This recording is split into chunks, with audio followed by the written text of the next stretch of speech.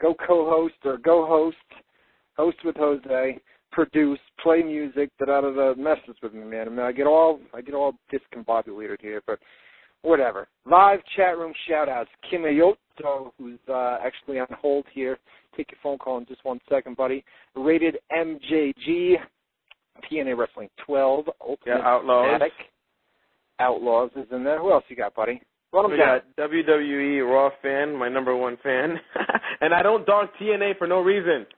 If you scroll up, they made a comment about Ryan Clark's Mandate. I love you too, baby doll. Stogie is in there. V-Wez, 71. Matty Boone. Little Wayne. Ryan Clark's Mandate. God, that joke is still going. Are you serious? Jack it almost kind of reminds you of the Bret Hart one. God, it's never going to go away, dude. Ryan's Mandate. I don't know. It'll always be a thing. Who else? Take one out of Boone's book. Guest 59. Out here on WZR Radio. Who else, man? I don't know. Hopefully I got all you guys. Slim Shady is in there as well. I just told D-Wayne, I don't know if you said anything on that or whatever it is that I take his phone call. So let's do that. You're live on WZR Radio. What's up, man? What's up? Hey, what's up? You guys think that WWE will ever market or try and promote UFC by bringing a UFC fighter like they did with boxing with Mike Tyson and Floyd Mayweather and stuff? Not unless a UFC fighter. I mean, if they were going to do that, with Brock Lesnar, the UFC is not big on WWE. I mean, it's two totally different things. And it took a lot to get Brock Lesnar into UFC to convince Dana White to bring him in. Turned out to be a major star. He's right now. He's your UFC World Champion.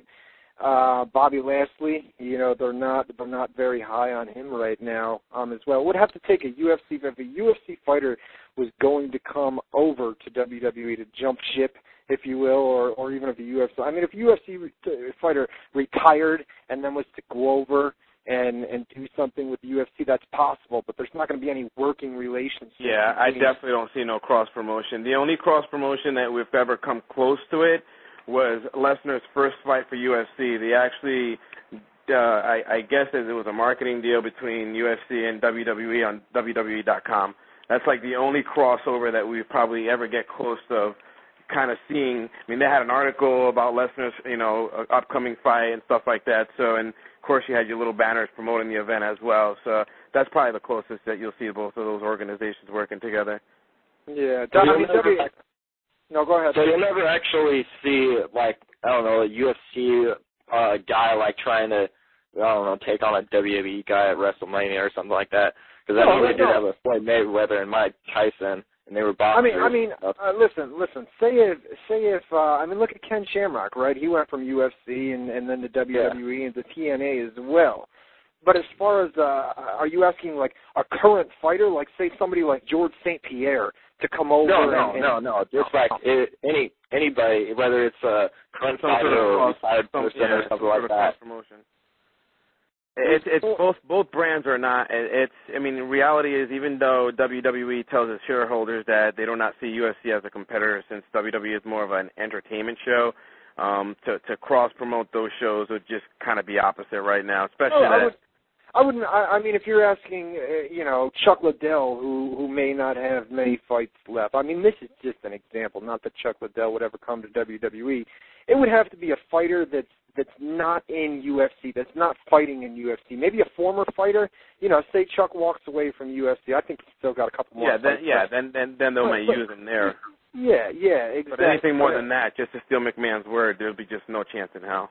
I tell you what. Timmy Yoda, you still there, buddy? Yeah. I'm gonna bring Matt Boone in a little bit early because there he is. He can give some more insight. We've only got about another half hour left in our WWE. Matt, I'll probably put you on hold later. But buddy, what's up, man? Help us out, man. A UFC fighter coming over to WWE or TNA. I would have to say they'd have to be retired. You know what I mean? Not a current fighter. I don't even see a retired guy. I mean, the whole thing is, you could say they're not competition. You know, Vince could say it's a sport, we're sports entertainment, but that's BS. I mean, the second exactly, you'll never see them promote anything related to UFC or mixed martial arts unless it's them having like CM Punk is like their MMA guy, or like Samoa Joe's TNA, something like that maybe. But you'll never see Frank Mir retire and then transition to WWE. Because they don't want to shine attention on the other sport. They don't want to cross promote. They want to be their own thing. Yeah, but the fact if Frank Mir were to ever retire, he wouldn't be in the UFC. So it's not about cross promote. I'm saying if those guys. But it would be taking a star that was made in the UFC and then showcasing and McMahon doesn't flow that way. No. You see that unless he creates something, he doesn't feature it. I mean, you can see that with wrestlers, with WCW guys, top names. You know what I mean? So he's not going to do it with a UFC guy. Right. But they used to. I remember you were talking about that. Have they ever done it? I was telling you on AOL, they used to promote UFC back in the '90s when Frank Shamrock was a champion. They used to promote it all the time. I was actually watching what was it, On Demand WWE Classics, and recently. See, he's another one that watched the Go Class. You gotta respect that. You gotta say to yourself, man, this was tag teams. Mr. Fuji coming down towards the ring. It's like you gotta appreciate the history of this wrestling industry. That's all I appreciate at this point too, is the history, like the presidents or the future. I miss the managers, like Jack Swagger can use one. Scotty Flamingo, come on, let's talk turkey here, baby. What are we doing? I'm here. I'm listening to you guys rant and rave. See, I don't watch. I know. I'm actually, for people that don't know, when Boone used to be up here in New York, you left your computer behind, and I kind of hijacked it on you. Yeah. And I mean, you've got like the Ric Flair Horseman DVD on here, and I mean, you've got tons and tons and. Oh, I love that stuff. Yeah, I hate when they do the new style DVDs, like the Macho Man, which is just like a career retrospective where it's nothing but matches. It pisses me off because I love them documentaries they do. Like, I'm dying to see that rise and fall of WCW that's about to come out. I can't wait for that. That's definitely one that I'm actually kind of looking forward to. Anytime when you see, clips of old school wrestlings like WCW, like the Nitros, like the Lex Luger appearing out of nowhere, or even I was watching actually when Shane invaded, Nitro, and they were telecasting on USA Network and on TNT Live. Back with the colorful Sting with the colorful face paint and the blonde spiked hair. I mean, that was wrestling back in the day, man. That's what I like. Hey, listen, let me. We've got one more Raw match. Man, I can just keep you here, man. I'll shut up. You guys do your thing. All right, no doubt. Well, we only have one more Raw match, and then we've got the Edge injury. I'll tell you what. I'll bring you back here in about 15 minutes. All right, buddy? All right, brother. All right, Matty Boone. Matty Boone is going to be up here in hour number 3. I just wanted to bring him on because we got into a little UFC discussion, and Matty B is definitely better than me when it comes to UFC. He's the guy that got me into that stuff. We got to get Jose into that as well. But man, once you catch on to this UFC thing, it's funny because my change the pattern. I feel it coming. It's like my changing pattern is coming along, which means I kind of want to spend a little bit more time, looking at the TNAs and especially UFC, especially this one that's this Saturday. I may just kind of watch it just to experience it, since it's like the 100th show. Everyone's telling me it's like the WrestleMania of UFC and or the World Series or the Super Bowl.